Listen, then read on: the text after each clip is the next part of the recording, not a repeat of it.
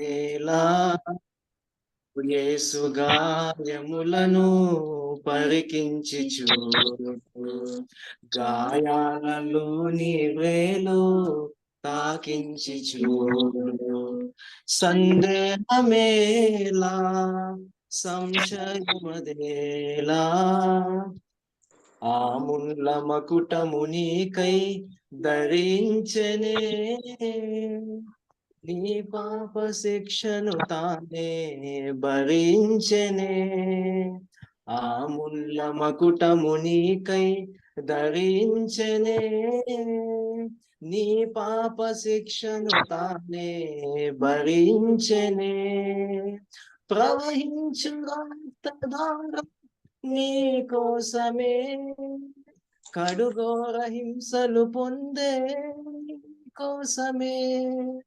ప్రవహించు రక్తధార నీ కోసమే, కడుఘోర హింసలు పొందే నీ కోసమే. సందేహమేలా, సంశయమదేలా, ప్రభు యేసు గాయములను పరికించి చూడు, గాయాలలోని వేలు తాకించి చూడు. సందేహమేలా, సంశయమదేలా, లోకాన ఎవ్వరు నీకై మరణించరు, నీ శిక్షలను భరింప సహింపరు. లోకాన ఎవ్వరు నీకై మరణించరు, నీ శిక్షలను భరింప సహింపరు.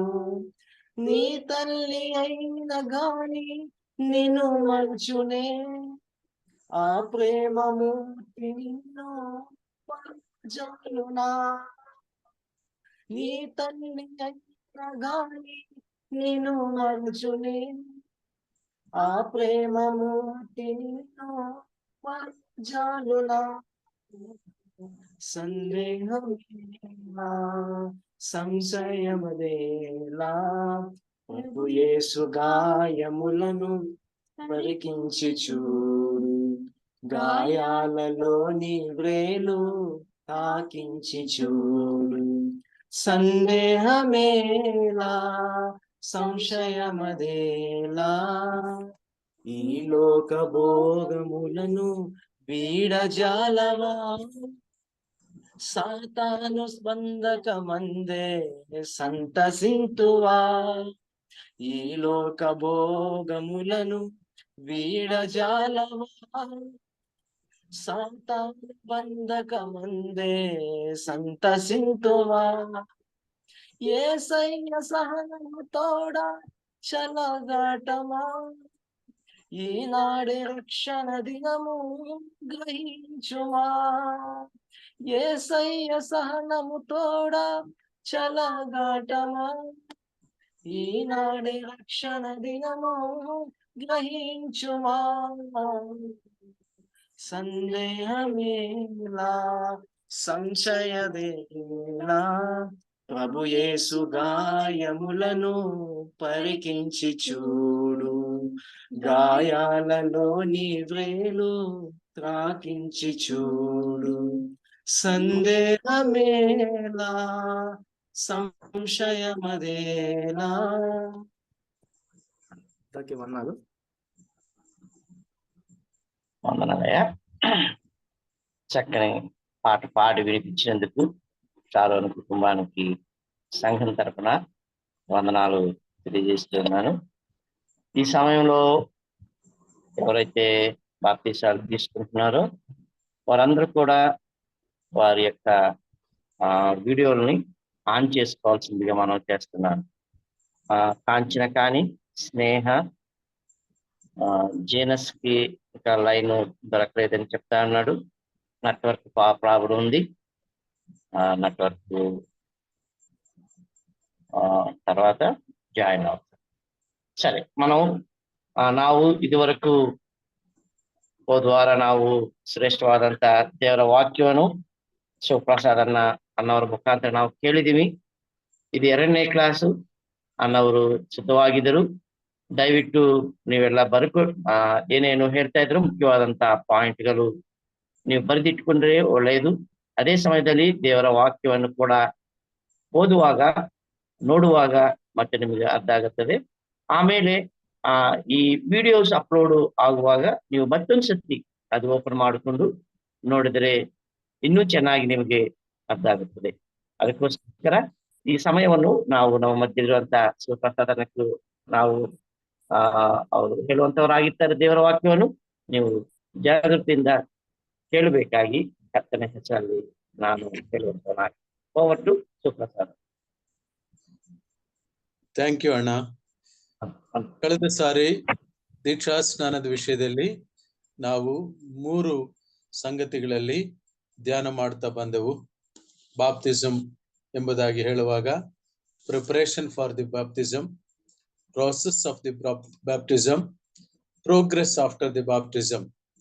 ಆ 3 ಹಂತಗಳಲ್ಲಿ ಸತ್ಯವೇದದ ಬೆಳಕಿನಲ್ಲಿ ಕೆಲವು ವಚನಗಳನ್ನು ನಾವು ಧ್ಯಾನ ಮಾಡಿಕೊಂಡು ದೀಕ್ಷಾ ಸ್ನಾನದ ಪ್ರಾಮುಖ್ಯತೆಯನ್ನು, ಅದರ ಪಾವಿತ್ರತೆಯನ್ನು, ಅದರ ಪ್ರಾಶಸ್ತ್ಯವನ್ನು ನಾವು ಮನಗಂಡು ಅದರ ಒಂದು ಏನು ದೇವರು ಕೊಟ್ಟಿರುವಂತಹ ಕಟ್ಟಳೆಯನ್ನು ಅನುಸರಿಸುವಂತವರು ನೀವು ಧನ್ಯರು. ನಾನು ನಿಮ್ಮನ್ನು ಅಭಿನಂದಿಸ್ತೇನೆ. ಈ ಸಂದರ್ಭದಲ್ಲಿ ನಿಮ್ಮನ್ನು ನಾನು ಯಾಕೆ ಅಭಿನಂದಿಸ್ತೇನೆ ಎಂಬುದಾಗಿ ಹೇಳುವಾಗ, ಮೊಟ್ಟ ಮೊದಲನೇ ದೀಕ್ಷಾ ಸ್ನಾನ ಎಂಬುದನ್ನು ನಾವು ಆಲೋಚನೆ ಮಾಡುವಾಗ ಹಳೆ ಒಡಂಬಡಿಕೆಯ ದೃಷ್ಟಿಕೋನದಲ್ಲಿ, ನೋಹನ ಕಾಲದ ದೃಷ್ಟಿಕೋನದಲ್ಲಿ ಎಷ್ಟೋ ಜನರಿಗೆ ಸುವಾರ್ತೆ ಸಾರಲ್ಪಟ್ಟಿತ್ತು. ಆದರೆ 8 ಜನರು ರಕ್ಷಣೆ ಹೊಂದಿ ದೀಕ್ಷಾ ಸ್ನಾನ ಹೊಂದಿದರು ಎಂಬುದನ್ನ ನಾವು ಕಾಣ್ತೇವೆ.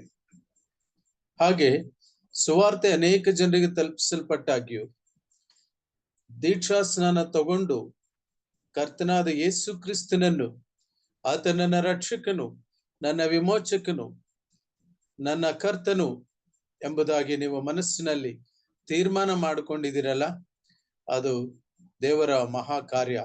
ಪರಿಶುದ್ಧಾತ್ಮನು ತಾನೇ ನಿಮ್ಮಲ್ಲಿ ಆ ಕಾರ್ಯವನ್ನು ಮಾಡಿ ಸಭೆಯ ಮೂಲಕವಾಗಿ ಸಭೆಯು ಈ ಕಾರ್ಯವನ್ನ, ಈ ಯೋಜನೆಯನ್ನು ಮಾಡುವ ಹಾಗೆ ದೇವರಾತ್ಮನು ತಾನೇ ತನ್ನ ಒಂದು ವಿಶೇಷ ಕಾರ್ಯವನ್ನ ನಡೆಸುವಂತ ಒಂದು ಈ ಪ್ರಾಯೋಜಿತ ಕಾರ್ಯಕ್ರಮದಲ್ಲಿ, ಈ ಒಂದು ಯೋಜನೆಯಲ್ಲಿ ನಾವೆಲ್ಲರೂ ಕೂಡ ಸಿದ್ಧರಾಗಿ ನಡೀತಾ ಇದ್ದೇವೆ. ಈ ದಿನ ಕೂಡ 3 ಅಂಶಗಳಲ್ಲಿ ಸಂದೇಶವನ್ನ ನಿಮ್ಮ ಬಳಿಗೆ ತರುವಂತ ಒಂದು ಪ್ರಯತ್ನವನ್ನು ಮಾಡ್ತಿದ್ದೇನೆ. ಮೊದಲನೇದಾಗಿ, ದೀಕ್ಷಾ ಸ್ನಾನವು ವಿಮೋಚನೆಯ ಸಂಕೇತ. Baptism is a symbol of deliverance. ಎರಡನೇ ಅಂಶ, ದೀಕ್ಷಾ ಸ್ನಾನವು ವಿಶ್ವಾಸಿಯ ಪ್ರತಿಕ್ರಿಯೆ. Baptism is the response of believer. ಮೂರನೇ ಅಂಶ, ದೀಕ್ಷಾ ಸ್ನಾನವು ಒಂದು ಸೌಭಾಗ್ಯ, ಒಂದು privilege. Baptism is A privilege. ಈ 3 ಸಂಗತಿಗಳಲ್ಲಿ ದೇವರ ವಾಕ್ಯದಲ್ಲಿ ನಾವು ಮುಂದಕ್ಕೆ ಹೋಗೋಣ. ದಯಮಾಡಿ ಪೇತ್ರನು ಬರೆದ ಮೊದಲನೇ ಪತ್ರಕ್ಕೆ 3ನೇ ಅಧ್ಯಾಯ 20ನೇ ವಚನವನ್ನು ನಾವು ಓದಿಕೊಳ್ಳೋಣ. 20, 21 ಕೂಡ.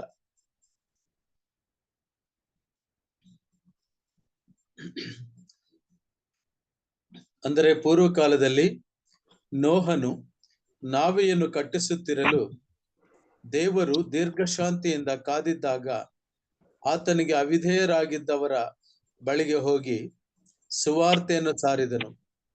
ಆ ನಾವೆಯೊಳಗೆ ಕೆಲವರು, ಅಂದರೆ 8 ಜನರು ಸೇರಿ ನೀರಿನ ಮೂಲಕ ರಕ್ಷಣೆ ಹೊಂದಿದರು. ಆ ನೀರಿಗೆ ಅನುರೂಪವಾದ ದೀಕ್ಷಾ ಸ್ನಾನವು ಯೇಸು ಕ್ರಿಸ್ತನ ಪುನರುತ್ಥಾನದ ಮೂಲಕ ಈಗ ನಮ್ಮನ್ನು ರಕ್ಷಿಸುತ್ತದೆ. ಪ್ರಿಯರೇ, ನಾವಿಲ್ಲಿ ಕನ್ನಡ ಫುಟ್ ನೋಟ್ಸ್ ಅಲ್ಲಿ ನೋಡುವಾಗ, ಅಥವಾ ಇದಲ್ಲದೆ ಸೆರೆಯಲ್ಲಿರುವ ಆತ್ಮಗಳು ಪೂರ್ವದಲ್ಲಿ ನಂಬದೇ ಇದ್ದಾಗ, ಅಂದರೆ ನೋಹನು ಕಾದಿದ್ದಾಗ ಆತನು ಆತ್ಮಸ್ವರೂಪಿಯಾಗಿ ಅವುಗಳ ಬಳಿಗೆ ಹೋಗಿ ಎಂಬುದಾಗಿ ನಾವು ಕಾಣ್ತೇವೆ.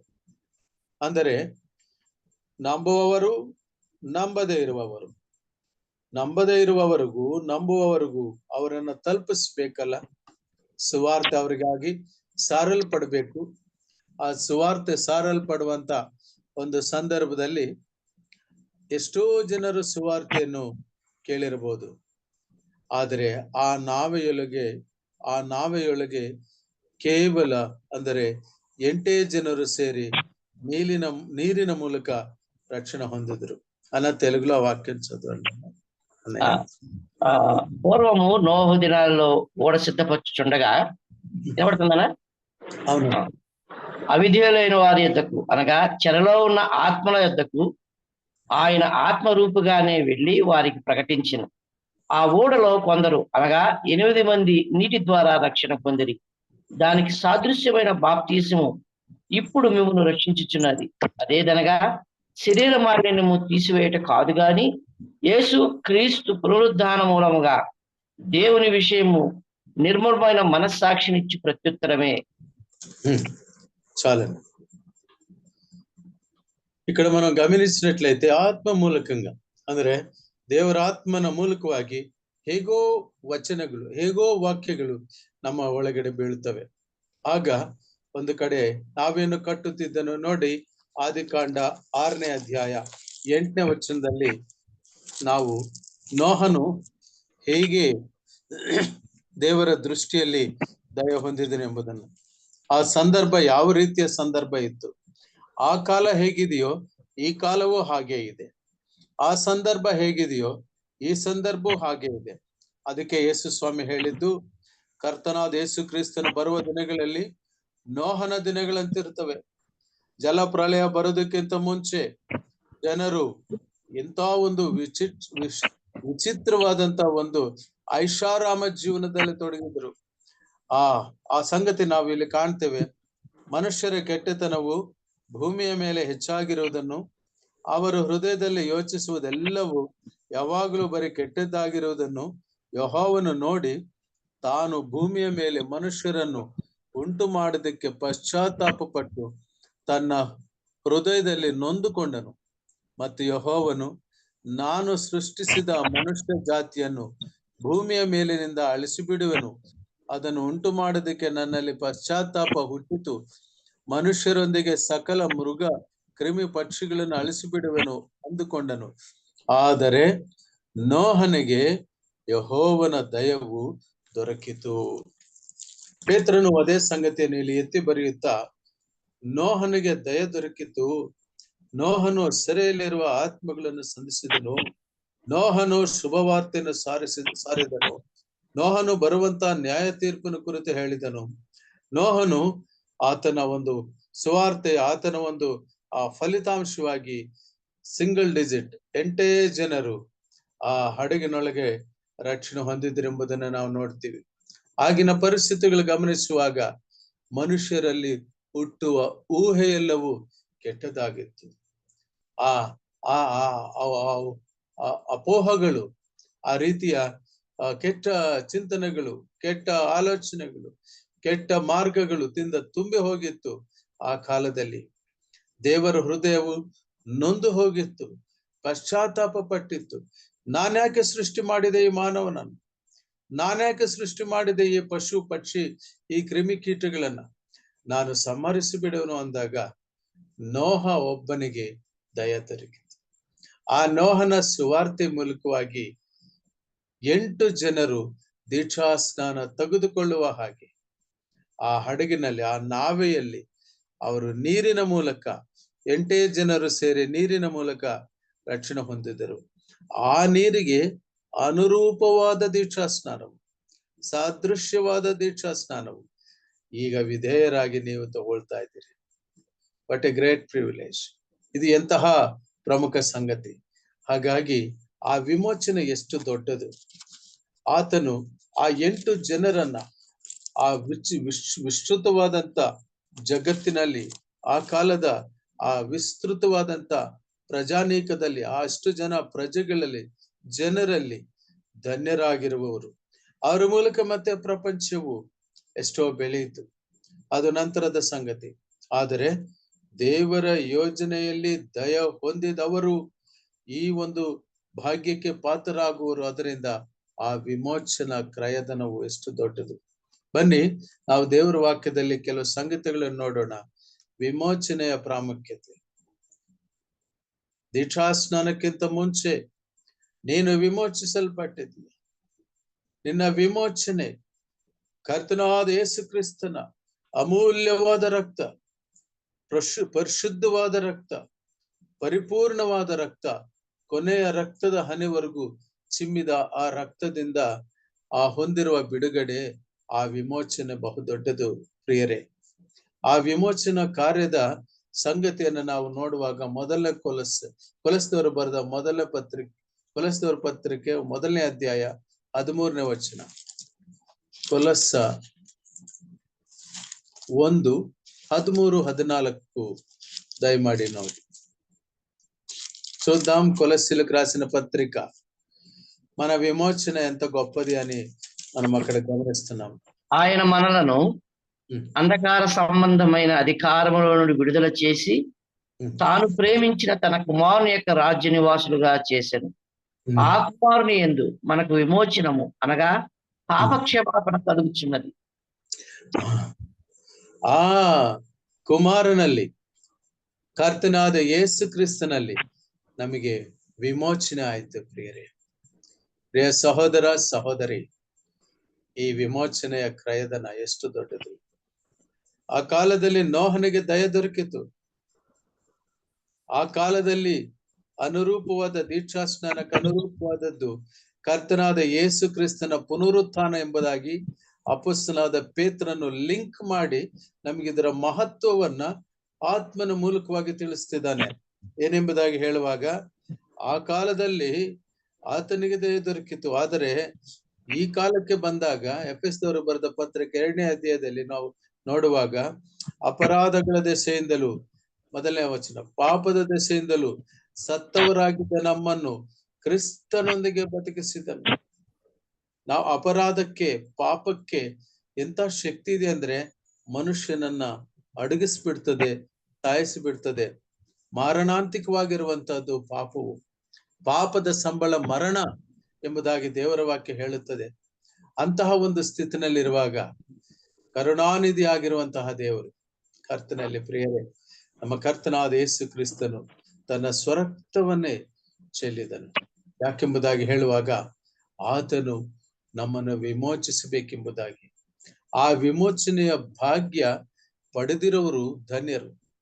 ಆ ವಿಮೋಚನಾ ಭಾಗ್ಯ ಹೊಂದಿರುವಂತವರು ನಾವೆಯಲ್ಲಿದ್ದರು. ನೋಹನ ನಾವೆಯಲ್ಲಿ ಆ 8 ಜನರು ಕರ್ತನಾದ ಯೇಸು ಕ್ರಿಸ್ತನ ಮೂಲಕವಾಗಿ ಇವತ್ತು ಕೋಟ್ಯಾಂತರ ಜನರು ಆ ಸಭೆಗೆ ಒಂದು ಸಂಕೇತವಾಗಿರುವಂತಹ ನೋಹನ ನಾವೇ ಹಾಗೆ ಇರುವಂತಹದ್ರಲ್ಲಿ ನಾವೀಗ ಕರ್ತನಾದ ಯೇಸು ಕ್ರಿಸ್ತನು ತನ್ನ ಸ್ವರಕ್ತವನ್ನು ಕೊಟ್ಟು ಕ್ರಯಕ್ಕೆ ತೆಗೆದುಕೊಂಡಿರುವಂತಹ ಸಭೆಗೆ ಅಪೊಸ್ತಲ ಕೃತ್ಯ 20ನೇ ಅಧ್ಯಾಯ 28ನೇ ವಚನದಲ್ಲಿ ನಾವು ನೋಡುವ ಹಾಗೆ, ಆ ಕರ್ತನಾದ ಯೇಸು ಕ್ರಿಸ್ತನು ತನ್ನ ಸ್ವರಕ್ತವನ್ನು ಕೊಟ್ಟು ಸಂಪಾದಿಸಿಕೊಂಡ ಸಭೆಯೊಳಗಡೆ ನಾವು ಪ್ರವೇಶಿಸುವುದಕ್ಕೆ ವಿಮೋಚನೆ ಸಿಕ್ಕಿದ್ದು. ವಿಮೋಚನೆ ಹೊಂದಿದ್ದೀವಿ. ವಿಮೋಚನೆ ಒಂದು ಭಾಗ್ಯವು ಎಷ್ಟೆಂಬುದನ್ನು ನಾವು ನೋಡುವಾಗ ಇನ್ನು ಮುಂದಕ್ಕೆ ಹೋಗ್ತಾ ರೋಮಾಪುರದವ್ರಿಗೆ ಬರೋ ಪತ್ರಿಕೆ 7ನೇ ಅಧ್ಯಾಯ 20ನೇ ವಚನದಲ್ಲಿ ನಾವೊಂದು ಸಂಗತಿ ಕಾಣ್ತೇವೆ. ರೋಮಾಪುರ 7:20.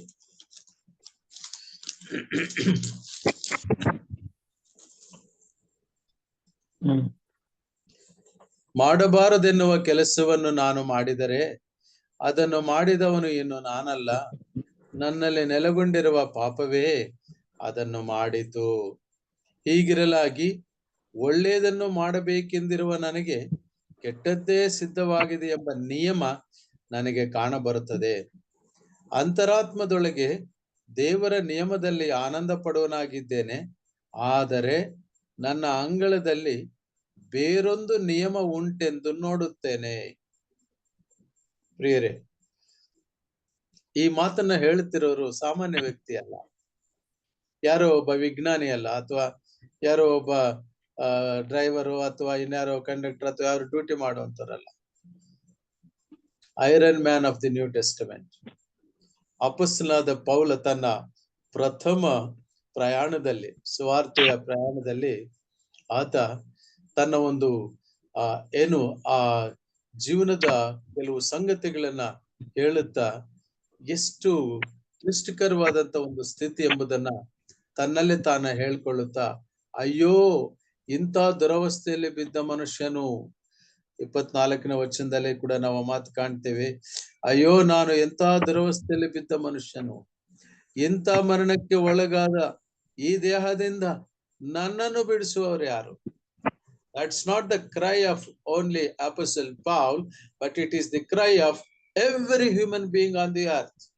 ಇದು ಕೇವಲ ಅಪೊಸ್ತಲನಾದ ಪೌಲನ ಒಂದು ಕೇಕೆ ಅಲ್ಲ, ಅಪೊಸ್ತಲನಾದ ಪೌಲನ ಒಂದು ಆಕ್ರೋಶವಲ್ಲ, ಅಪೊಸ್ತಲನಾದ ಪೌಲನ ಒಂದು ಆಕ್ರಂದನೆ ಅಲ್ಲ, ಇದು ಎಲ್ಲಾ ಮನುಷ್ಯರ, ಜಗತ್ತಿನಲ್ಲಿ ಎಲ್ಲರದು ಕೂಡ ಈ ಒಂದು ಸಿಚುವೇಶನ್ ಇದೆ.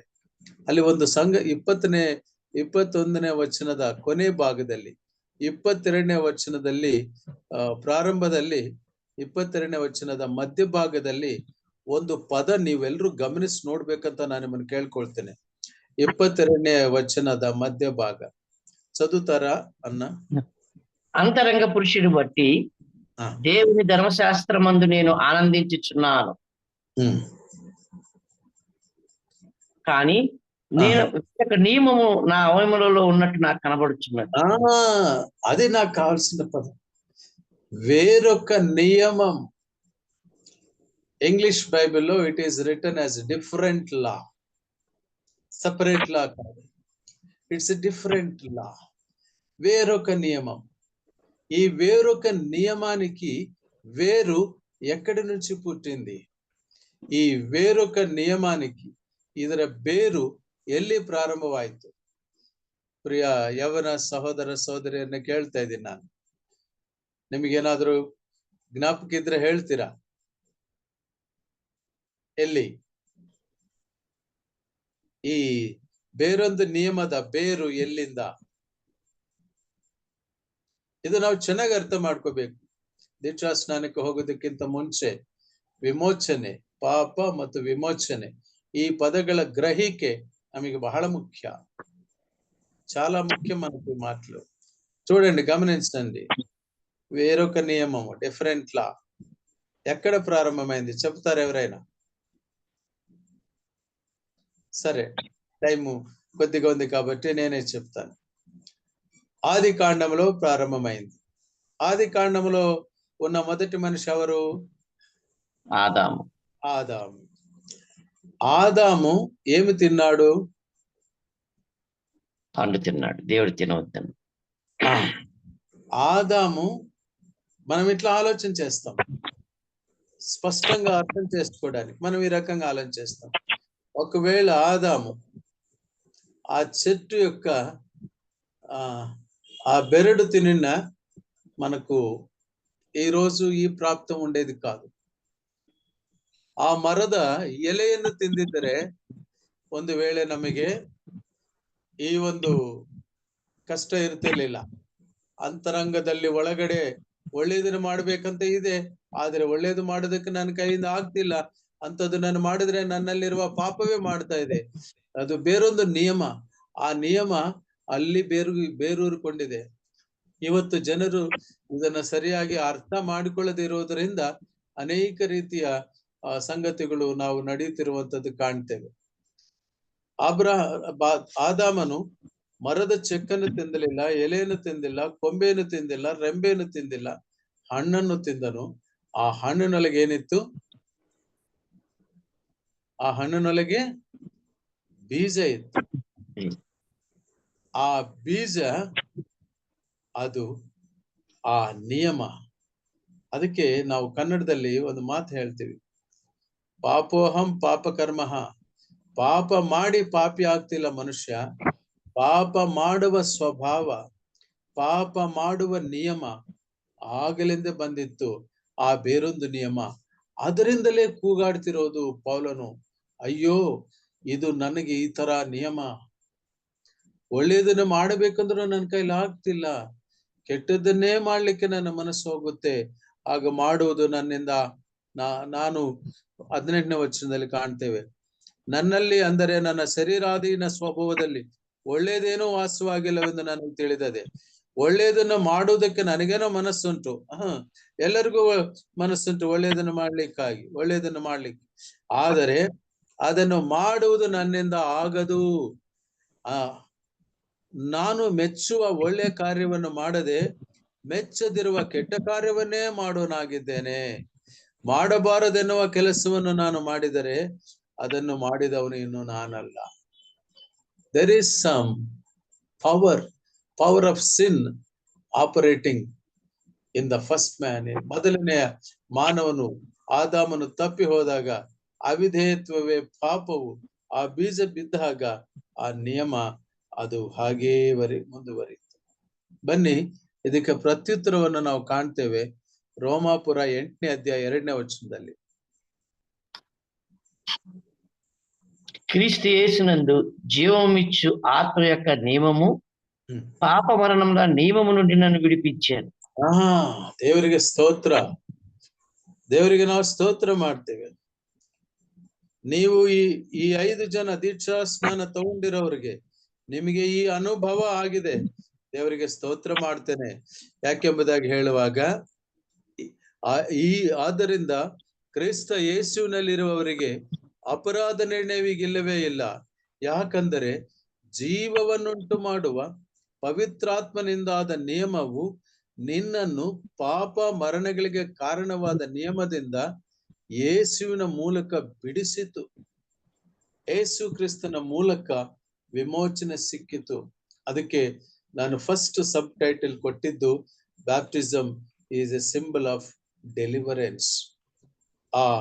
ಆ ಹಳೆಯ ಆ ನಿಯಮದಿಂದ, ಆ ಪಾಪದ ಸ್ವಭಾವದಿಂದ, ಆ ಪಾಪದ ಸೋಂಕಿನಿಂದ, ಆ ಪಾಪದ ಆ ಒಂದು ಮರಣಾವಸ್ಥೆಯಿಂದ, ಇಂಥ ಮರಣಕ್ಕೆ ಒಳಗಾದ ಈ ದೇಹ, ಇದರಿಂದ ಬಿಡುಗಡೆ ಸಿಕ್ಕಿದ್ದು ಕರ್ತನಾದ ಯೇಸು ಕ್ರಿಸ್ತನ ರಕ್ತದ ಮೂಲಕವಾಗಿ. ಪ್ರಿಯರೇ, ವಿಮೋಚಿಸಲ್ಪಟ್ಟಿದ್ದೀರಾ? ಕ್ರಿಸ್ತನ ರಕ್ತವು ಈಗಲೂ ಕೂಡ, ಒಬ್ಬ ಡಾಕ್ಟರ್ ಹೇಳ್ತಾನೆ, ಅವನೊಂದು ಕಾದಂಬರಿ ಬರೆಯುತ್ತಾ, ಡಾಕ್ಟರ್ ಫಾಸ್ಟಸ್ ಅನ್ನೋನು, ಆತ ಹೇಳ್ತಾ, see the blood of Christ in the firmament, half a drop could save how my soul. ನನ್ನ ಆತ್ಮ ಬಿಡುಗಡೆಗಾಗಿ ಅರ್ಧ ಬೊಟ್ಟು ರಕ್ತ, ಕರ್ತನಾದ ಯೇಸು ಕ್ರಿಸ್ತನ ರಕ್ತ ನನ್ನನ್ನು ವಿಮೋಚಿಸಬಲ್ಲದು. ಎ ಗ್ರೇಟ್ ಡಾಕ್ಟರ್, ಒಬ್ಬ ಫಿಸಿಷಿಯನ್, ಒಬ್ಬ ವೈದ್ಯನು ಆಕಾಶದ ಕಡೆಗೆ ನೋಡ್ತಾ, still the blood of lord Jesus Christ is streaming in the firmament. ಆಕಾಶದ ಅಂಚಿನಲ್ಲಿ ಕರ್ತನಾದ ಯೇಸು ಕ್ರಿಸ್ತನ ದೃಶ್ಯ, ಆತನ ಬಿಡುಗಡೆಯ ಕಾರ್ಯ, ಆತನ ಒಂದು ಅಮೂಲ್ಯ ರಕ್ತ, ಒಂದು ಅರ್ಧ ಹನಿ, ಅರ್ಧ ತೊಟ್ಟು ನನ್ನನ್ನು ವಿಮೋಚನೆ ಮಾಡಬಲ್ಲದು. ಪ್ರಿಯರೇ, ಆ ವಿಮೋಚನ ಕ್ರಯಧನವಾಗಿ ನಾವೀಗ ನೋಡುವಾಗ ಪೌಲನು ಹೇಳಿದ್ದು ಒಂದು contrast. The first Testament, old Testament, and the first thing was A sort of fix in the mind, to be or not to be, to do or not to do, to be like this or to be like that. ಈ ಒಂದು ಮಾನಸಿಕ ತೊಳಲಾಟದಿಂದ ಹೊರಗೆ ತಂದವನೇ ಕರ್ತನಾದ ಯೇಸು ಕ್ರಿಸ್ತನು. ಆತನು ವಿಮೋಚನೆಯಲ್ಲಿರುವ ಮುಖ್ಯ ಸಂಗತಿ ಏನಂದ್ರೆ, ಪಾಪ ಮರಣಗಳ ಕಾರಣವಾದ ನಿಯಮ, ಆ ನಿಯಮದಿಂದ ಬಿಡುಗಡೆ, ಆ ಬೇರೊಂದು ನಿಯಮದಿಂದ ಬಿಡುಗಡೆ, ಆ ಪಾಪ ಮಾಡುವ ಸ್ವಭಾವದಿಂದ ಬಿಡುಗಡೆ, ಆ ಪಾಪದ ಶಕ್ತಿಯಿಂದ ವಿಮೋಚನೆ. ಅದಕ್ಕಾಗಿ ಕರ್ತನಾದ ಯೇಸು ಕ್ರಿಸ್ತನ ಮೂಲಕ ನನಗೆ ಸಿಕ್ಕಿತು ಎಂಬುದಾಗಿ ಪೌಲನು ಹೇಳ್ತಾನೆ. ಇದು ಪೌಲನು ಹೇಳುವುದು ಮಾತ್ರವಲ್ಲ, ಪ್ರಪಂಚದ ಅನೇಕರಿಗೆ ಈ ಅನುಭವ. ನಾನು ಕರ್ತನಾದ ಯೇಸು ಕ್ರಿಸ್ತನನ್ನ ಅಂಗೀಕಾರ ಮಾಡಿಕೊಳ್ಳೋ ದಿನದಲ್ಲಿ ನನಗೆ ನನ್ನ ಪಾಪ ಎಷ್ಟು ಭಯಂಕರವಾದದ್ದು ಎಂದು ನನಗೆ ಮರಣ ಭಯ ಆವರಿಸಿ, ಅವತ್ತು ನಾನು ಪ್ರಕಟಣೆ ಗ್ರಂಥ 2ನೇ ಅಧ್ಯಾಯ 8ನೇ ವಚನದ 10ನೇ ವಚನ, ಆ 2 ವಚನಗಳ ಮೂಲಕ ನನಗೆ ಅವತ್ತು ಜ್ಞಾನೋದಯ ಆದದ್ದು. ಕರ್ತನಾದ ಯೇಸು ಕ್ರಿಸ್ತನ ಅನುಭವದ್ದು ಪ್ರಾಯಶಃ ನಾನು 33 ವರ್ಷಗಳ ಹಿಂದಕ್ಕೆ ಹೋಗ್ತಾ ಇದ್ದೀನಿ. ಆಗ ನನ್ನಿಂದ ಏನೆಲ್ಲ ನಾನು ಒಳ್ಳೆಯವನಾಗಿರ್ಬೇಕಂದ್ರು ನನ್ನ ಕೈಲಿ ಆಗ್ತಿರ್ಲಿಲ್ಲ. ಕಾಲೇಜ್ನಲ್ಲಿ ಲೆಕ್ಚರರ್, ಆದರೆ ಈವ್ನಿಂಗ್ ಆದಾಗ ಪ್ರಾಯಶಃ ನಾನು ಆಗಿನ ಹಿಂದಿನ ಕಾಲದ ನನ್ನ ಪಾಪದ ಬದುಕು ಯೋಚನೆ ಮಾಡಿದಾಗ I can still feel the power of the resurrection of our lord Jesus Christ. ಅಷ್ಟು ಭಯಂಕರ ಪಾಪದ ಸ್ಥಿತಿಯಿಂದ ಇದ್ದಂತ ನನ್ನನ್ನು ದೇವರು ಬದಲಾಯಿಸಿದನು, ವಿಮೋಚಿಸಿದನು. He delivered me from the power of sin and from the power of death. ಈ ಅನುಭವ ಪಶ್ಚಾತ್ತಾಪ ಪಟ್ಟದು. ಕರ್ತನಾದ ಯೇಸು ಕ್ರಿಸ್ತನು ನನ್ನ ಪಾಪಗಳಿಗಾಗಿ ಆ ಕಲ್ವಾರಿ ಕ್ರೂಸಿನಲ್ಲಿ ಇಷ್ಟಾಗಿ ಮರಣ ಹೊಂದದನಲ್ಲ. ನನಗೆ ಸುವಾರ್ತೆ ಹೇಳಿರುವ ಆ ಸಹೋದರನಿಗೆ ಹೇಳಿದೆ, ನಮ್ಮ ಊರಿಂದ ಬಂದಿರೋರು, ಸುದರ್ಶನ್ ಅಂತ ಆತನ ಹೆಸರು. ಆತನಿಗೆ ಹೇಳಿದೆ, ಬ್ರದರ್, ನನ್ನ ಹತ್ರ ಬೈಬಲ್ ಇರ್ಲಿಲ್ಲ, ನೀವು ಮಲ್ಕೊಂಡಿದ್ರಿ, ನೀವು ಮಲ್ಕೊಂಡ್ಮೇಲೆ ನಿಮ್ಮ ಬೈಬಲ್ ತಗೊಂಡು ನಾನು ಓದ್ದೆ, ನನಗೆ ಕಣ್ಣೀರು ಸುರಿತಿತ್ತು, ನಾನು ಎಷ್ಟೋ ಪಾಪಿ ಆಗಿದ್ದೆ. ಅದರಲ್ಲಿ ನನಗೆ ಕಾಣಿಸ್ತು ದೇವರ ವಾಕ್ಯದ ಆ ಕೊನೆಯ ಇದರಲ್ಲಿ, ಸಾಯಬೇಕಾದರೂ ನೀನು ನಂಬಿಕಸ್ಥನಾಗಿರು, ಜೀವವೆಂಬ ಜಯಮಾಲೆಯನ್ನು ಕೊಡ್ತೇನೆ. ಅಲ್ಲಿನ ಆ ವಾಕ್ಯಕ್ಕೆ ಜೀವ, ಆ ಜೀವದ ಜೀವ ಈ ಜೀವದೊಳಗೆ ಬಂದಾಗ ವಿಮೋಚನೆಯ ಅನುಭವ ಆಯಿತು. ಸ್ನೇಹಿತರೆ, ಕರ್ತನಾದ ಯೇಸು ಕ್ರಿಸ್ತನು ಯಾರ್ಯಾರನ್ನ ಯಾವ್ಯಾವ ರೀತಿಯಲ್ಲಿ, ಯಾವ್ಯಾವ ಸಂದರ್ಭದಲ್ಲಿ, ಯಾವ್ಯಾವ ಕ್ರಮದಲ್ಲಿ, ಯಾವ್ಯಾವ ವಾಕ್ಯದ ಮೇರೆಗೆ ವಿಮೋಚನೆ ಮಾಡುತ್ತಾರೋ ಆ ವಿಮೋಚನೆಯ ಅನುಭವ, ಆ ವಿಮೋಚನದ ನೆನಪು, ಆ ವಿಮೋಚನದ ಕ್ರಯಧನ, ಅದನ್ನು ಸದಾ ಜ್ಞಾಪಕದಲ್ಲಿ ಇಟ್ಕೋಬೇಕು. ದೀಕ್ಷಾ ಸ್ನಾನ it is not A celebration. ಇದು ಒಂದು ಸೆರೆಮನಿ ಅಲ್ಲ, ಇದೊಂದು ಆಚರಣೆ ಅಲ್ಲ, ಆದ್ರೆ ಇದೊಂದು ಆಜ್ಞೆಯನ್ನು ಅನುಸರಿಸುವಂತಹ, ವಿಮೋಚನೆಯನ್ನು ನೆನೆಸಿಕೊಳ್ಳುವಂತಹ ಒಂದು ಮಹಾ ದೈವಿಕ ಕಾರ್ಯ. ಇದನ್ನು ನಾವು ನೆನೆಸಿಕೊಳ್ಳಬೇಕು ಪ್ರಿಯರೇ. ಅದಕ್ಕಾಗಿ ನಾವು ವಾಕ್ಯದಲ್ಲಿ, ನಾನು ಮೊದಲನೇ ಅಂಶದ ಸಂಗತಿಗಳಲ್ಲಿ ಸಬ್ ಟೈಟಲ್ ಅಲ್ಲಿ 3 ಸಂಗತಿಗಳನ್ನು ನಾವು ತಿಳ್ಕೊಳ್ತಾ ಬಂದೆವು. ಒಂದು ಏನೆಂಬುದಾಗಿ ಹೇಳುವಾಗ ನೋಹನ ಕಾಲದಲ್ಲಿರುವಂತಹದ್ದು. ಎರಡನೇದು ನೋಡುವಾಗ ಕೊಲಸ ಪತ್ರಿಕೆಯಲ್ಲಿ ಅಂಧಕಾರ ದೊರೆತನದಲ್ಲಿ ನಾವೆಲ್ಲರೂ ತುಂಬಿದ್ದೆವು. ಆದರೆ ಮೂರನೇದಾಗಿ ರೋಮಾಪುರದಲ್ಲಿರುವ ಆ ಮನುಷ್ಯನ ದುರಂತ ಸ್ಥಿತಿ, ಆ ದುಸ್ಥಿತಿ. ಆದ್ರೆ ರೋಮಾಪುರ 8ನೇ ಅಧ್ಯಾಯಕ್ಕೆ ಬರುವಾಗ ಕ್ರಿಸ್ತ ಯೇಸುವಿನ ಮೂಲಕ ವಿಮೋಚನೆ. ಇದು ಮೊದಲನೇ ಅಂಶದ ಒಂದು ಸಂಗತಿ. ಎರಡನೇ ಅಂಶಕ್ಕೆ ಬರುವಾಗ ಬ್ಯಾಪ್ಟಿಸಮ್ ಈಸ್ ಬಿಲೀವರ್ಸ್ ರೆಸ್ಪಾನ್ಸ್. ನೀವು ಚೆನ್ನಾಗಿ ರೆಸ್ಪಾಂಡ್ ಮಾಡಿದಿರಿ, ಎಲ್ಲರನ್ನು ಚೆನ್ನಾಗಿ ಸ್ಪಂದಿಸೋ ಹಾಗೆ ಮಾಡ್ತಾರೆ ಕೃಪಾರಾವಣ್ಣ. ಆ ಒಂದು ಸ್ಪಂದನೆ ಇರುವ ಗುಣ ಸಹೋದರಲ್ಲಿದೆ. ದೇವರಿಗೆ ಸ್ತೋತ್ರ. ನಿಜ, ಯಾಕಂದ್ರೆ ಆ ಸಂದರ್ಭದಲ್ಲಿ ಆ ಒಂದು ಸ್ಫೂರ್ತಿ, ಆ ಒಂದು ಪ್ರೇರಣೆ, ಅದು ಬಹಳ ಮುಖ್ಯ. ಬನ್ನಿ, ಇದಕ್ಕೆ ಆಧಾರವಾಗಿ ನಮ್ಮ ಪ್ರತಿಕ್ರಿಯೆ ತಕ್ಷಣ ಹೇಗಿರ್ಬೇಕು ಅನ್ನೋದನ್ನ ಒಂದೇ ಒಂದು ಉದಾಹರಣೆ, ಒಂದು ಘಟನೆ ಮೂಲಕ ನಿಮ್ಮ ಮುಂದಕ್ಕೆ ತರಕ್ಕೆ ಬಯಸ್ತೇನೆ. ಅಪೊಸ್ತಲ ಕೃತ್ಯ 16ನೇ ಅಧ್ಯಾಯ 30 ಮತ್ತು 33ನೇ ವಚನ ತನಕ ದಯಮಾಡಿ ಓದೋಣ. ದಯಮಾಡಿ ಎಲ್ಲರೂ ಓದಿ, ಬೈಬಲ್ ಹತ್ರ ಇಟ್ಕೊಂಡು. ಸೊ ಆ ವಚನಗಳಲ್ಲಿರುವ ಸಾರ್ಥಕತೆಯನ್ನ, ಅದರ ಒಂದು ಅನುಭವನ ತಿಳ್ಕೊಂಡು ನಾವು ಮುಂದಕ್ಕೆ ಹೋಗೋಣ. ನಾನು ಕನ್ನಡದಲ್ಲಿ ಓದ್ತೇನೆ, ಅಣ್ಣ ಅವರು ತೆಲುಗಿನಲ್ಲಿ ಓದಲು ನಾನು ಅವ್ರನ್ನ ರಿಕ್ವೆಸ್ಟ್ ಮಾಡ್ತೀನಿ. ಮತ್ತು ಅವರನ್ನು ಹೊರಗೆ ಕರ್ಕೊಂಡು ಬಂದು, ಸ್ವಾಮಿಗಳೇ, ನಾನು ರಕ್ಷಣೆ ಹೊಂದುವುದಕ್ಕೆ ಏನು ಮಾಡಬೇಕೆಂದು ಕೇಳಲು ಅವರು, ಕರ್ತನಾದ ಯೇಸುವಿನ ಮೇಲೆ ನಂಬಿಕೆ ಇಡು, ಆಗ ನೀನು ರಕ್ಷಣೆ ಹೊಂದುವಿ, ನಿನ್ನ ಮನೆಯವರೂ ರಕ್ಷಣೆ ಹೊಂದುವರು ಎಂದು ಹೇಳಿ ಅವನಿಗೂ ಅವನ ಮನೆಯಲ್ಲಿದ್ದವರೆಲ್ಲರಿಗೂ ದೇವರ ವಾಕ್ಯವನ್ನು ತಿಳಿಸಿದರು. ಆಮೇಲೆ ಅವನು ರಾತ್ರಿಯ ಅದೇ ಗಳಿಗೆಯಲ್ಲಿ ಅವರನ್ನು ಕರ್ಕೊಂಡು ಹೋಗಿ ಅವರ ಗಾಯಗಳನ್ನು ತೊಳೆದು ಕೂಡಲೇ ತಾನು ತನ್ನವರೆಲ್ಲರ ಸಹಿತವಾಗಿ ದೀಕ್ಷಾ ಸ್ನಾನ ಮಾಡಿಸಿಕೊಂಡನು. ಯಾರ ಪ್ರತಿಕ್ರಿಯೆ ಇದು? Whose response? ಚೆರಸಾಲ ನಾಯಕರು. ಸೆರೆಮನೆಯ ಯಜಮಾನನು. ಇಲ್ಲಿ ನಾವು ಗಮನಿಸುವಾಗ ಅಲ್ಲಿರುವಂತಹ ಪೌಲ ಆಗಲಿ ಶೀಲ ಆಗಲಿ ದೀಕ್ಷಾ ಸ್ನಾನ ಮಾಡಿಸಿಕೊಂತ ಹೇಳಲಿಲ್ಲ. ಅವರು ಸುವಾರ್ತೆಯನ್ನು ಸಾರಿದ್ರು. ಯಾಕಂದ್ರೆ ಭೂಕಂಪ ನಡೀತು, ಅಲ್ಲೊಂದು ಘಟನೆ ಆಯ್ತು ಜೈಲಲ್ಲಿ. ಈತ ಆತ್ಮಹತ್ಯೆ ಮಾಡ್ಕೊಳಕ್ ಹೋಗ್ತಾನೆ, ಸೆರೆಮನೆ ಯಜಮಾನ. ಯಾಕಂದ್ರೆ ಎಲ್ರು ಹೊರಟೋಗ್ಬಿಟ್ರೆ ನನ್ನ ಮೇಲೆ ಬರ್ತದೆ ಇದು ಅಂತ ಆ ಆ ಒಂದು ಕರ್ತವ್ಯ ಪ್ರಜ್ಞೆ ಆತನಲ್ಲಿ, ಆ ಒಂದು ದೀಕ್ಷಾ, ಆ ಒಂದು ಕಮಿಟ್ಮೆಂಟ್ ಆಗಿತ್ತು ನೋಡಿ. ತಕ್ಷಣ ಇವರು ನಮ್ಮ ಅಪೊಸ್ತಲರು ಹೇಳಿದ್ರು, ನೀನು ಏನೋ ಹಾನಿ ಮಾಡಿಕೊಳ್ಳಬೇಡಿ. ಆಗ ಆತನಿಗೆ ಅವರು ಧೈರ್ಯವನ್ನು ಕೊಟ್ಟರು. ನೀನೇನು ಕೇಡು ಮಾಡಿಕೊಳ್ಳಬೇಡ. 28ನೇ ವಚನದ ಮಧ್ಯಭಾಗ, ನಾವೆಲ್ಲರೂ ಇಲ್ಲೇ ಇದ್ದೇವೆ ಎಂದು ಹೇಳಲು. That's A great great quality of the disciples of lord Jesus Christ. ಕರ್ತನಾದ ಯೇಸು ಕ್ರಿಸ್ತನ ಆ ಶಿಷ್ಯರ ಒಂದು ದೊಡ್ಡ ಮಹಾಗುಣ ನೋಡಿ. ಭೂಕಂಪ ಬಂತು, ಕದಗಳೆಲ್ಲ ತೆಗೆದು ಓಡೋಗೋಣ ಅಂತ ಓಡೋಗ್ಲಿಲ್ಲ. ಅವರು ಅಲ್ಲಿದ್ದರು. ಅದು ಅವರ ಒಂದು ಸ್ವಭಾವ. ತಪ್ಪಿಸ್ಕೊಂಡು ಹೋಗ್ಲಿಕ್ಕೆ ಪ್ರಯತ್ನಿಸಲಿಲ್ಲ. ಆಗ ಅವರನ್ನ ನೋಡಿ ಈ ಯಜಮಾನ ಉಪಯೋಗಿಸಿದ ಪ್ಲೂರಲ್ ವರ್ಡ್, ಜೈಲಿಗೆ ಹಾಕಿರುವಂತ ಈ ಜೈಲು ಯಜಮಾನ ಅವರನ್ನ ಕೇಳಿದ್ದು, స్వామిಗಳೇ అన్న తెలుగులో ఎట్లుందనే 30 వారిని వెలుపలకు తీసుకుని వచ్చి అయ్యలారా ఒకప్పుడు అయ్యలారా ಅಂತ ಇದ್ದದ್ದು ಅಲ್ಲ. ಜೈಲಿಗೆ ಹೋಗುವವರಿಗೆ ರೆಸ್ಪೆಕ್ಟ್ ಕೊಡುವುದಿಲ್ಲ. ಆದ್ರೆ ಈಗ ಅವರಿಗೆ ಗೌರವ ಸಿಕ್ಕಿದೆ. ಅವರನ್ನ ಸ್ವಾಮಿಗಳೇ, ನಾನು ರಕ್ಷಣೆ ಹೊಂದೋದಕ್ಕೆ ಏನು ಮಾಡಬೇಕೆಂದು ಕೇಳಲು ಅವರು ಯೇಸುವಿನ ಮೇಲೆ ನಂಬಿಕೆ ಇಡು. ಕರ್ತನಾದ ಯೇಸು ಕ್ರಿಸ್ತನನ್ನು ನಂಬು, ಆಗ ನೀನು ರಕ್ಷಣೆ ಹೊಂದುವಿ, ನಿನ್ನ ಮನೆಯವರೂ ರಕ್ಷಣೆ ಹೊಂದುವರು ಎಂದು ಹೇಳಿ ಅವನಿಗೂ ಅವನ ಮನೆಯಲ್ಲಿದ್ದವರೆಲ್ಲರಿಗೂ ದೇವರ ವಾಕ್ಯವನ್ನು ತಿಳಿಸಿದರು.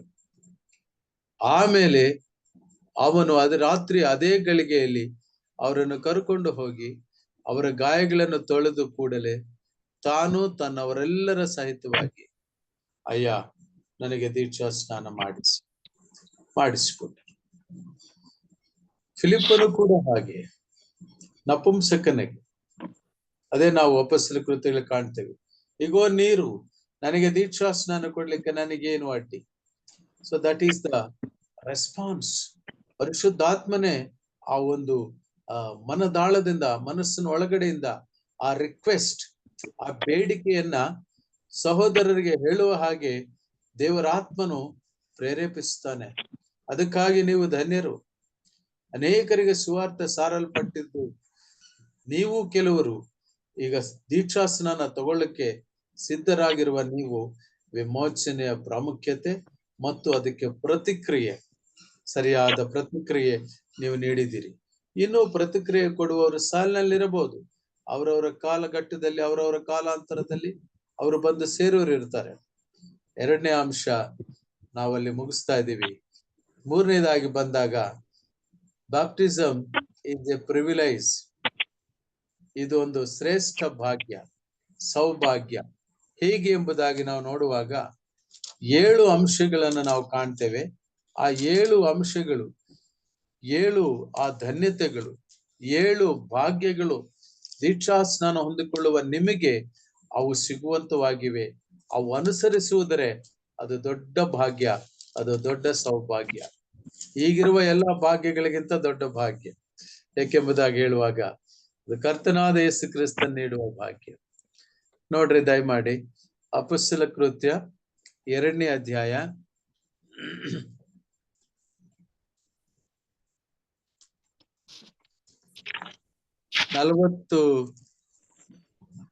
44ನೇ ವಚನದಿಂದ ಓದೋಣ. 42ನೇ ವಚನದಲ್ಲಿ 41ನೇ ವಚನದಲ್ಲಿ, ಅವನ ಮಾತಿಗೆ ಒಪ್ಪಿಕೊಂಡವರು ದೀಕ್ಷಾ ಸ್ನಾನ ಮಾಡಿಸಿಕೊಂಡರು. ಆ ದಿವಸ ಸುಮಾರು 3,000 ಜನರು ಅವರಲ್ಲಿ ಸೇರಿದರು. ಹಾಗೆ 44ಕ್ಕೆ ಹೋಗೋಣ. ನಂಬಿದವರೆಲ್ಲರೂ ಒಗ್ಗಟ್ಟಾಗಿದ್ದು ತಮ್ಮದೆಲ್ಲವನ್ನು ಹುದುವಾಗಿ ಅನುಭೋಗಿಸುತ್ತಾ ತಮ್ಮ ತಮ್ಮ ಚರ ಸ್ಥಿರ ಸೊತ್ತುಗಳನ್ನು ಮಾರಿ ಬಂದ ಹಣವನ್ನು ಎಲ್ಲರಿಗೂ ಅವರವರ ಅಗತ್ಯವಿದ್ದ ಹಾಗೆ ಹಂಚಿಕೊಡುತ್ತಾ ಇದ್ದರು.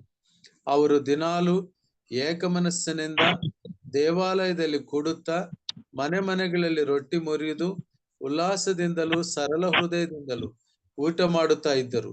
ದೇವರನ್ನು ಕೊಂಡಾಡುವರಾಗಿಯೂ ಜನರೆಲ್ಲರ ದಯೆಯನ್ನು ಹೊಂದುವರಾಗಿಯೂ ಇದ್ದರು. ಕರ್ತನು ರಕ್ಷಣೆಯ ಮಾರ್ಗದಲ್ಲಿರುವವರನ್ನು ದಿನಾಲು ಅವರ ಮಂಡಲಿಗೆ ಸೇರಿಸುತ್ತಿದ್ದನು. ಈ ಓದಿರ ಈ ವಾಕ್ಯ ಭಾಗದಲ್ಲಿ ಮೊದಲನೇದಾಗಿ ಒಗ್ಗಟ್ಟು, ಐಕಮತ್ಯಂ ಅಂದ್ರೆ ಯೂನಿಟಿ ಇಸ್. ನಮ್ಮ ಐಕ್ಯತೆ ಹೇಗಿರ್ಬೇಕೆಂಬುದಾಗಿ ಹೇಳುವಾಗ ದೇಹದ ಅಂಗಗಳು ಒಂದಕ್ಕೊಂದು ಹೇಗೆ ಹೊಂದಿಕೆಯಾಗಿರ್ತವೋ, ಈಗ ಉದಾಹರಣೆಗೆ ಹೇಳ್ತಾ ಇದ್ದೇನೆ, ನನ್ನ ಎಡಗೈಗೆ ಒಂದು ಸೊಳ್ಳೆ ಕಚ್ಚುತ್ತಾ ಇರುವಾಗ ನನ್ನ ಬಲಗೈ ಅದರ ಮೇಲೆ ಬರುತ್ತದೆ. ಯಾಕಂದ್ರೆ ಇದಕ್ಕೆ ಸೊಳ್ಳೆ ಕಚ್ಚುವ ಆ ನೋವಿಗೆ ಈ ಬಲಗೈ ಇದು ಪ್ರತಿಕ್ರಿಯಿಸುತ್ತೆ. ಈ ಪ್ರತಿಕ್ರಿಯಿಸುವುದು ಯಾಕಾಯ್ತು ಅಂದ್ರೆ ಇವು ಅವಯವಗಳಾದವು, ಇವು ಅಂಗಗಳಾದವು. ಕ್ರಿಸ್ತನ ಸಭೆಯ ಅಂಗಗಳಾಗ್ತೀರಿ ನೀವು. ದೀಕ್ಷಾ ಸ್ನಾನದ ಮೂಲಕವಾಗಿ ಜೀವಯುಳ್ಳ ದೇವರ ಸಭೆಯಲ್ಲಿ ಅಂಗಗಳಾಗ್ತೀರಿ ನೀವು. ಇದು ಬಹಳ ಮುಖ್ಯ. You are the part of the body of Christ. ಕ್ರಿಸ್ತನ ದೇಹವೆಂಬ ಸಭೆಗೆ, ಕ್ರಿಸ್ತನು ಈ ದೇಹದ ಅಂಗಗಳಿಗೆ ನೀವು ಸೇರುವುದಾಗಿರುತ್ತೆ. ಸಭೆಯಲ್ಲಿ ನಿಮಗೆ ಒಂದು ಆಧಿಕ್ಯತೆ. ಎರಡನೇದಾಗಿ ದಯಮಾಡಿ ಗಮನಿಸಿ ನೋಡಿ, 44ನೇ ವಚನ. ತಮ್ಮದೆಲ್ಲವನ್ನು ಹುದುವಾಗಿ ಅನುಭೋಗಿಸುತ್ತಾ ತಮ್ಮ ತಮ್ಮ ಚರಸ್ಥಿರ ಸೊತ್ತುಗಳನ್ನು ಮಾರಿ ಬಂದ ಹಣವನ್ನು ಎಲ್ಲರಿಗೂ ಅವರವರ ಅಗತ್ಯವಿದ್ದ ಹಾಗೆ ಹಂಚಿಕೊಂಡುತ್ತಾ ಇದ್ದರು. ಹಂಚಿಕೆಯ ಜೀವನ, ಶೇರಿಂಗ್ ಅಂಡ್ ಕೇರಿಂಗ್ ಅನ್ನೋ ಟೈಟ್ಲ್ ಕೊಡ್ತೀನಿ ನಾನು ಇದಕ್ಕೆ. ದೀಕ್ಷಾಸ್ನಾನ ತಗೊಂಡಿರುವಂತಹ ನೀವುಗಳು ಅಥವಾ ನಾವುಗಳು ಅಥವಾ ನಾವೆಲ್ಲರುಗಳು ಕೂಡ ನಮ್ಮದು ಕಷ್ಟ ಸುಖಗಳಲ್ಲಿ ಭಾಗಿಯಾಗಬೇಕು. ಕೇರಿಂಗ್ ಅಂಡ್ ಶೇರಿಂಗ್, ಈ ಎರಡು ಸರಪಣಿಗಳಿದ್ದ ಹಾಗೆ, ಲಿಂಕ್ಸ್ ಇದ್ದ ಹಾಗೆ. ಕೇರ್ ಮತ್ತು ಶೇರ್ ಮಾಡ್ಕೊಳ್ಳಬೇಕು, ಹಂಚಿಕೊಳ್ಳಬೇಕು. ಸಮಾಧಾನಕ್ಕಾಗಿ ಸಮಸ್ಯೆಗಳು ಬಂದಾಗ ನಿಮ್ಮ ಮನಸ್ಸಿನಲ್ಲೇ ಇಟ್ಕೋಬಾರ್ದು. ಅಭ್ಯಂತರಗಳು ಬಾರದೇ ಇರುವುದಿಲ್ಲ ಎಂಬುದಾಗಿ ದೇವರ ವಾಕ್ಯ ಹೇಳುತ್ತೆ. ಅವು ಬಂದಾಗ ಸೇವಕರ ಜೊತೆಯಲ್ಲಿ, ಹಿರಿಯರ ಜೊತೆಯಲ್ಲಿ, ಡೀಕನ್ಸ್ ಜೊತೆಯಲ್ಲಿ, ಸಾಟಿ ಬ್ರದರ್ಸ್ ಜೊತೆಯಲ್ಲಿ. ಹೌದು, ಯಾಕಂದ್ರೆ ಆ ಕಾಲದಲ್ಲಿ ಪ್ರಾಥಮಿಕ ಸಭೆಯಲ್ಲಿ ಪ್ರಪ್ರಥಮವಾಗಿ ಬಂದ ದೀಕ್ಷಾಸ್ನಾನ ತಗೊಂಡಿರೋರ ಒಂದು ಮನಸ್ಸಿನ ಗುಣಲಕ್ಷಣ ಏನಿತ್ತು ಎಂಬುದನ್ನ ನಾವು ಗಮನಿಸಿ ನೋಡುವಾಗ ಆ ಗುಣಲಕ್ಷಣಗಳನ್ನು ನಮ್ಮ ಸಭೆಗಳಲ್ಲಿ ನಾವು ಅನ್ವಯಿಸಿಕೊಳ್ಳುವಾಗ ಆ foundation principle of preaching about the significance of baptism ನಾವು ತಿಳ್ಕೊಳ್ಳುವಾಗ ಸಭೆಯಾಗಿ ನಾವು ಬೆಳಿತೀವಿ. If individual grows, assembly grows. If assembly grows, individuals grow. It is interrelated. ಈ ಎರಡು ಕೂಡ ಒಂದಕ್ಕೊಂದು ಹೊಂದಾಣಿಕೆ ಆಗಿರುವಂತದ್ದು. ಆ ಕ್ರಮವು ಆ ಕಾಲದಲ್ಲಿತ್ತು.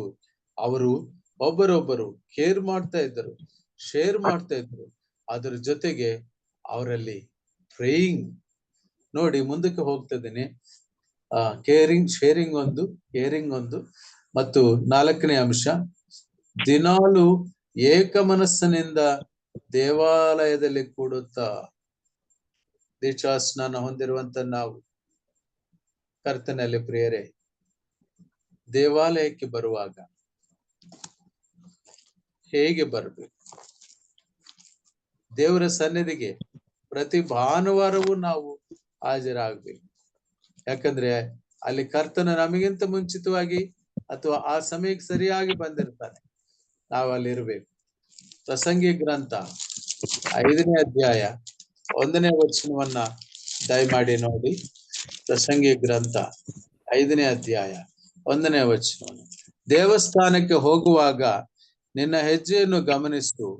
ಮೂಢರ ಯಜ್ಞಕ್ಕಿಂತ ಸಾನ್ನಿಧ್ಯಕ್ಕೆ ಬಂದು ಕಿವಿಗೊಡುವುದು ಲೇಸು. ತಾವು ಮಾಡುವುದು ಅಧರ್ಮೆಂದು ಮೂಢರಿಗೆ ಗೊತ್ತೇ ಇಲ್ಲ. ಬಾಯಿ ದುಡುಕು ಬೇಡ. ದೇವರ ಮುಂದೆ ಮಾತಾಡಲು ನಿನ್ನ ಹೃದಯದಲ್ಲಿ ಆತುರ ಪಡದಿರು. ದೇವರು ಆಕಾಶದಲ್ಲಿದ್ದಾನಲ್ಲವೇ, ನೀನು ಭೂಮಿಯಲ್ಲಿದ್ದಿ. ಆದ ಕಾರಣ ನಿನ್ನ ಮಾತುಗಳು ಕೊಂಚವಾಗಿರಲಿ. The significance of the feel of the faith of the Lord's presence. ದೀಕ್ಷಾಸ್ನಾನ ಹೊಂದುವ ನೀವು ಕರ್ತನ ಸನ್ನಿಧಿಗೆ ಹೋಗುವಾಗ ದೇವರ ವಾಕ್ಯ ಹೇಳುತ್ತೆ, ನಾವು ಕರ್ತನ సన్నిధికి ಹೋಗುವಾಗ. అన్నయ్య తెలుగులో ఎట్లుందన్న 5వ అధ్యాయం? ప్రసంగి గ్రంథం 5:1-2 వచనాలు. నీవు దేవుని మందిరమునకు పోవునప్పుడు నీ ప్రవర్తన ಜಾಗ್ರತೆగా చూసుకొను. తెలుగుನಲ್ಲಿ ಇನ್ನೂ ಸ್ಪಷ್ಟವಾಗಿದೆ, ನಿನ್ನ ಪ್ರವರ್ತನೆಯನ್ನು ಜಾಗ್ರತೆಯಾಗಿ ನೋಡಿಕೊಳ್ಳಬೇಕು. బుద్ధిహీనులు అర్పించినట్లుగా బలి అర్పించుట కంటే సమీపించి ఆలకించుట శ్రేష్టం. వారు తెలియకయే దుర్మార్గపు పనులు చేయుదురు. నీవు దేవుని సన్నిధిని అనాలోచనగా పరుగుటకు నీ హృదయమును త్వరపడియక నీ నోటిని కాచుకోము. దేవుడు ఆకాశమందున్నాడు, నీవు భూమి మీద ఉన్నావు కావున నీ మాటలు కొద్దిగా ఉండవలెను. నీ మాటలు కొంచెంగా ఉండలేదు, ಕಾಪು ಪೆಟ್ಟವలేదు. ದೀಕ್ಷಾಸನನ್ನು ತೆಗೆದುಕೊಂಡಿರುವ ನೀವು ದೇವರಿಗೆ ಸ್ತೋತ್ರ ಸಲ್ಲಿಸಬೇಕು, ಕೃತಜ್ಞತೆ ಸ್ತುತಿ ಸಮರ್ಪಣೆ ಮಾಡಬೇಕು. ಆ ಸ್ತೋತ್ರ ಮಾಡುವಾಗ, ಆರಾಧನೆ ಮಾಡುವಾಗ ಪ್ರಾರ್ಥನೆಯನ್ನು ಮಿಕ್ಸ್ ಮಾಡಬಾರ್ದು. ಬೇಡಿಕೊಳ್ತೇನೆ ಎಂಬುದಾಗಿ ಹೇಳುವ ವಿಷಯಗಳನ್ನ ಹೇಳಬಾರ್ದು. ಇದನ್ನು ನಾವು ಕಲಿತುಕೊಳ್ಳುತ್ತಾ ನಮ್ಮ ಮಾತುಗಳು ಮಿತವಾಗಿ ಹಿತವಾಗಿ ದೇವರ ಸನ್ನಿಧಿ ಇಲ್ಲಿ ಇದೆ ಎಂಬುದನ್ನ ತಿಳಿದುಕೊಂಡು ನಡೆದುಕೊಳ್ತಿದ್ದರು. ಆಗಿನ ಅಪೊಸ್ತಲ ಕೃತ್ಯ 2ನೇ ಅಧ್ಯಾಯ 42ನೇ ವಚನದಲ್ಲಿ ದೀಕ್ಷಾಸ್ನಾನ ಹೊಂದಿರುವ 3,000 ಜನರು. ಹಾಗೆ ಇನ್ನು ಮುಂದಕ್ಕೆ ಹೋಗುವಾಗ ಅವರು ಉಲ್ಲಾಸದಿಂದ ಸರಳ ಹೃದಯದಿಂದ ಇದ್ದರು ಎಂಬುದಾಗಿ ನಾವು ಕಾಣ್ತೇವೆ. ಅವರು ಉಲ್ಲಾಸದಿಂದ ಸರಳ ಹೃದಯದಿಂದ. ಅಪೊಸ್ತಲ ಕೃತ್ಯಗಳು 2ನೇ ಅಧ್ಯಾಯ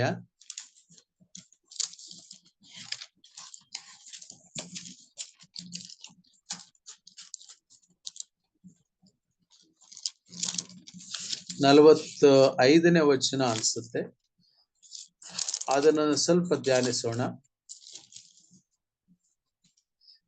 ದೇವಾಲಯದಲ್ಲಿ ಕೂಡುತ್ತಾ ಮನೆಗಳಲ್ಲಿ ರೊಟ್ಟಿ ಮುರಿಯುತ್ತಾ. ಇದನ್ನು ಸರಿಯಾಗಿ ಅರ್ಥ ಮಾಡ್ಕೋಬೇಕು.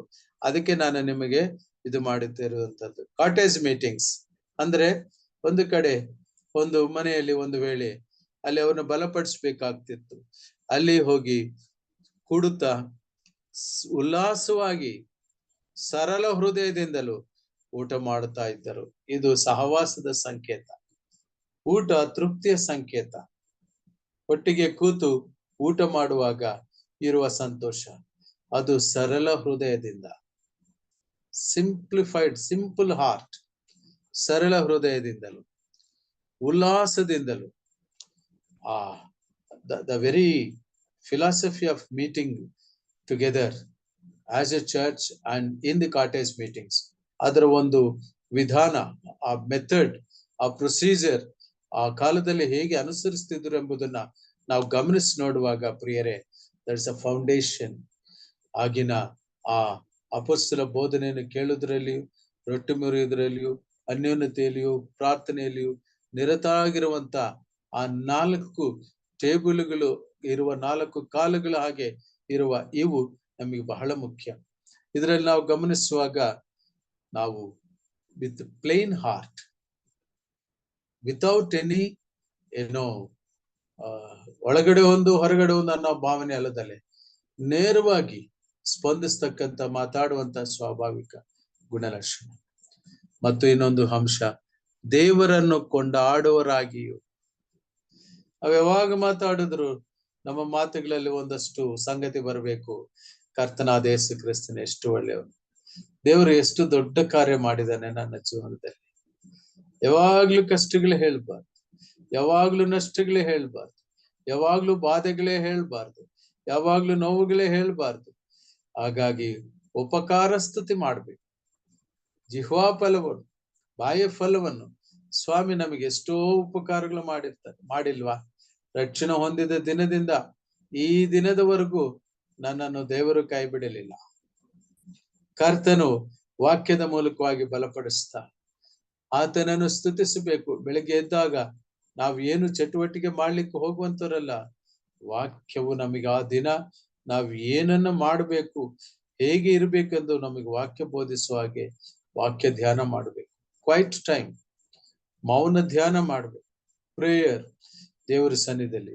ದಾವೀದನು 3 ಸಾರಿ ಪ್ರಾರ್ಥನೆ ಮಾಡ್ತಿದ್ದನು. ದೇವರಲ್ಲಿ ಆತನು ದೇವರಿಗೆ ಬೇಡಿಕೊಳ್ಳುತ್ತಿದ್ದನು. ಸಂಜೆಯ ಕಾಲದ ಆತನ ಪ್ರಾರ್ಥನೆಯು ನೈವೇದ್ಯದಂತೆ ಹೋಗುತ್ತಿತ್ತು. ಅದು ಎಂತಹ ಪ್ರಾಮುಖ್ಯತೆ! ಇದು ಬದುಕಿನ ಗುರಿ ಆಗಬೇಕು. ದೀಕ್ಷಾ ಸ್ನಾನ ಹೊಂದಿದ ನಂತರ ಆ ಪ್ರಿವಿಲೇಜ್ ಅದು ಏನೆಂಬುದಾಗಿ ಹೇಳುವಾಗ ದೇವರನ್ನ ಸ್ತುತಿಸುವಂತದ್ದು, ಕೊಂಡಾಡುವಂಥದ್ದು. 7ನೇ ಅಂಶ ಕೊನೆಯದಾಗಿ, ಈ ರೀತಿಯಾಗಿರುವಾಗ ಸ್ವಾಭಾವಿಕವಾಗಿ ಜನರ ದಯೆ ಸಿಗುತ್ತೆ. ಜನರ ದಯೆ ಎಷ್ಟು ಸಿಗುತ್ತೆ ಅಂದ್ರೆ, ಆಹಾ, ಇಷ್ಟು ದಿನಗಳು ಇರುವ ಸಹೋದರನಿಗಿಂತ ಈ ಸಹೋದರ ಈಗ ಒಂದು ಕ್ರಮದಲ್ಲಿದ್ದಾರೆ, ಒಂದು ಸಿಸ್ಟಮ್ಯಾಟಿಕ್ ಆಗಿದ್ದಾರೆ. ಹೇಗೆ? ಪ್ರತಿ ಭಾನುವಾರ ಬೆಳಗ್ಗೆ ಇವರು ಬೈಬಲ್ ಬ್ಯಾಗ್ ತಗೊಂಡು ಮನೆಗೆ 8:45ಗೆ 8:15ಗೆ ಮನೆ ಬಿಡ್ತಾರೆ. ಸುತ್ತಲೂ ಇರೋ ಜನರಿಗೆ ಅದೊಂದು ಸಾಕ್ಷಿ. ಇವತ್ತು ಯಾಕೆ ನೀವು ಬ್ಯಾಗ್ ತಗೊಂಡು ಹೋಗ್ಲಿಲ್ಲ? ಕ್ವಶನ್ ಕೇಳ್ತಾರೆ ಒಂದು ವೇಳೆ ಹೋಗ್ಲಿಲ್ಲ ಅಂದ್ರೆ. ಜನರು ನಮ್ಮನ್ನು ಗಮನಿಸ್ತಾ ಇರ್ತಾರಲ್ಲ, ಅವರಿಗೆ ದೇವರು ಅವರ ಹೃದಯಗಳಲ್ಲಿ ಅವರು ನಮಗೆ ದಯೆ ನೀಡುವ ಹಾಗೆ, ದೊರಕುವ ಹಾಗೆ ಮಾಡ್ತಾರೆ. ಅನೇಕ ಜನರನ್ನ ದೇವರು ನಮಗೆ ಈವಿಗಳನ್ನಾಗಿ, ಬಹುಮಾನಗಳನ್ನಾಗಿ ಕೊಟ್ಟಿರ್ತಾರೆ ಪ್ರಿಯರೇ. ಆದ್ದರಿಂದ ಅವರು ನಮ್ಮನ್ನು ಗಮನಿಸುತ್ತಿರುತ್ತಾರೆ ಎಂಬುದನ್ನ ದೃಷ್ಟಿಯಲ್ಲಿ ಇಟ್ಟುಕೊಂಡಿರಬೇಕು. ಅವರ ದಯೆ ನಮಗೆ ಸಿಗಬೇಕು. ದೇವರ ದಯೆಯು ಮನುಷ್ಯರ ದಯೆಯು ಕೂಡ ನಮಗೆ ಸಿಗಬೇಕು. ಆದ್ದರಿಂದ ದೀಕ್ಷಾ ಸ್ನಾನವು ಒಂದು ಸೌಭಾಗ್ಯವು. ಇದರಿಂದ ಕರ್ತನ ಮಂಡಳಿಗೆ ಸೇರ್ತೇವೆ. ಕ್ರಿಸ್ತನ ಸಭೆ ಎಂಬ ಕ್ರಿಸ್ತನ ದೇಹಕ್ಕೆ ನಾವು ಅಂಗಗಳಾಗ್ತೇವೆ. ಇದು ದೊಡ್ಡ ಭಾಗ್ಯ. ಇದರಲ್ಲಿ ನಮ್ಮ ಸ್ವಭಾವಗಳು, ನಮಗಿರುವಂತ ಒಂದು ಧನ್ಯತೆಗಳು, ಒಗ್ಗಟ್ಟು ಮತ್ತು ಪರರ ಕಷ್ಟ ಸುಖಗಳಲ್ಲಿ ಭಾಗಿಯಾಗುವುದು ಮತ್ತು ದಿನಾಲು ಏಕಮನಸ್ಸಿನಿಂದ ದೇವಾಲಯದಲ್ಲಿ ಕೂರುತ್ತಾ ಕೊಂಡಾಡುತ್ತಾ ಇರುವುದು, ಉಲ್ಲಾಸವಾಗಿ ಸರಳ ಹೃದಯದಿಂದಿರುವುದು, ದೇವರನ್ನು ಸ್ತುತಿಸುವುದು, ಜನರ ದಯೆಗೆ ಪಾತ್ರರಾಗುವುದು. ಈ 3 ಸಂಗತಿಗಳನ್ನ ನಾವು ನೆನಪು ಮಾಡಿಕೊಳ್ಳೋಣ, ಧ್ಯಾನ ಮಾಡಿಕೊಂಡು ದೀಕ್ಷಾ ಸ್ನಾನ ಹೊಂದುವ ನಿಮಗೆ ಶುಭವಾಗಲಿ. ಕರ್ತನಾದ ಯೇಸು ಕ್ರಿಸ್ತನ ಹಸ್ತ ನಿಮ್ಮ ಜೊತೆಯಲ್ಲಿದ್ದು ನಿಮಗೆ ನಡೆಸಲಿ, ನಿಮ್ಮ ಎಲ್ಲಾ ಅವಶ್ಯಕತೆಗಳನ್ನು ಈಡೇರಿಸಲಿ ಎಂಬುದಾಗಿ ನಾನು ಕೇವಲ ಈ ವಚನಗಳ ಮೂಲಕ ನಿಮಗೆ ಬೋಧಿಸುವುದು ಮಾತ್ರ ಅಲ್ಲ, ನಿಮಗಾಗಿ ನಾನು ಪ್ರಾರ್ಥಿಸ್ತೇನೆ. ನಿಮಗಾಗಿ ಕರ್ತನನ್ನ ಪ್ರಾರ್ಥಿಸಿ ಮೊರೆ ಇಡುವಾಗ ದೇವರು ನಿಮ್ಮ ಕೊರತೆಗಳನ್ನು, ನಿಮ್ಮ ಅಗತ್ಯತೆಗಳನ್ನು, ನಿಮ್ಮ ಅನಿವಾರ್ಯತೆಗಳನ್ನು ನನ್ನ ದೃಷ್ಟಿಗೆ ತಂದಾಗ ಅದಕ್ಕಾಗಿ ನಾನು ಪ್ರಾರ್ಥಿಸ್ತೇನೆ. ನೀವು ದೇವರ ದೃಷ್ಟಿನಲ್ಲಿ ಬಹಳ ಮುಖ್ಯರು. ಅದಕ್ಕಾಗಿ ನಮ್ಮ ದೃಷ್ಟಿನಲ್ಲಿ ನೀವು ನಮಗೆ ತುಂಬಾ ಮುಖ್ಯವಾದವರು. ದೇವರು ಈ ವಾಕ್ಯಗಳನ್ನು ಆಶೀರ್ವಾದ ಮಾಡಿ.